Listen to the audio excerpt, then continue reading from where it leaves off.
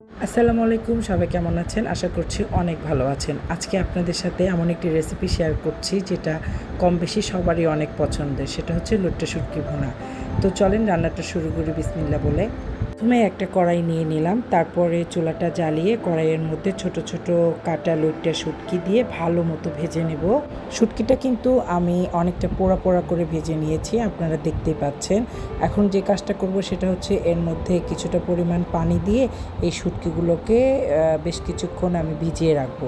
লইট্টা শুটকিগুলো আমার কাছে অনেকটা শক্ত মনে হয়েছিল, যার কারণে আমি একটু ভিজিয়ে রাখার পরে তারপরে লইট্টা শুটকিগুলো ভালো মতো ধুয়ে নিয়েছি।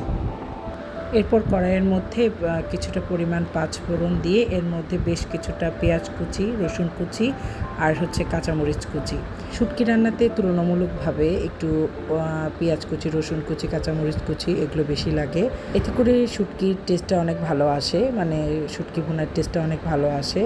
তো পেঁয়াজ কুচিগুলো একটু হালকা ভাজা হলে এর মধ্যে লইট্টা শুটকিগুলো দিয়ে এক চা চামচের মতো হচ্ছে জিরা বাটা, এক চা চামচের মতো আদা বাটা, রসুন বাটা দেইনি কারণ এখানে আমি রসুন দিয়েছি, এক চা চামচ লবণ, হাফ চা চামচের মতো হলুদ গুঁড়া। এরপরে সব মশলাগুলোকে আমি ভালো মতো কষিয়ে নেব। এখানে আপনারা আপনাদের ইচ্ছা মতো কষিয়ে নেবেন।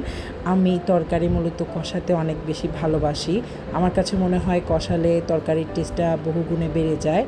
তো এখন আমি গরম মশলা দিয়ে দিচ্ছি, দারচিনি, লবঙ্গ, গোলমরিচ আর হচ্ছে সাদা এলাচ, তেজপাতা দিয়ে তার মধ্যে টমেটো কুচি দিয়ে এখন আবারও ভালো মতো আমি সবগুলোকে কষিয়ে নেব। কষানোর এক পর্যায়ে আমি ছোট ছোট আলু এভাবে কেটে নিয়েছি, আলুগুলো দিয়ে দিব।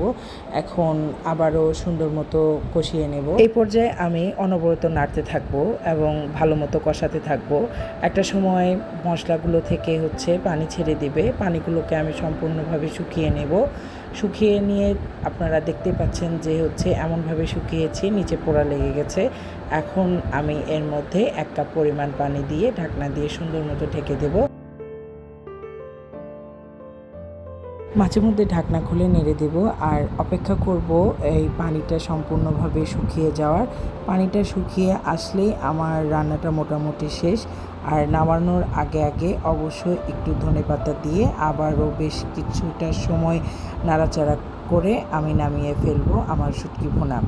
এই শুটকি ভুনাটা ভাতের সাথে, গরম ভাতের সাথে এত ভালো যায় আর এত ভালো লাগে, আমার কাছে খুব ভালো লাগে। আর আমার এই শুটকি ভুনাটা খেয়ে সবাই অনেক প্রশংসা করে। আশা করি আপনারা বাসায় ট্রাই করলে আপনাদের কাছেও অনেক ভালো লাগবে। তো ট্রাই করে জানাবেন কেমন লাগলো। তো আজকে পর্যন্ত সবাই ভালো থাকবেন, সুস্থ থাকবেন। আল্লাহ হাফিজ।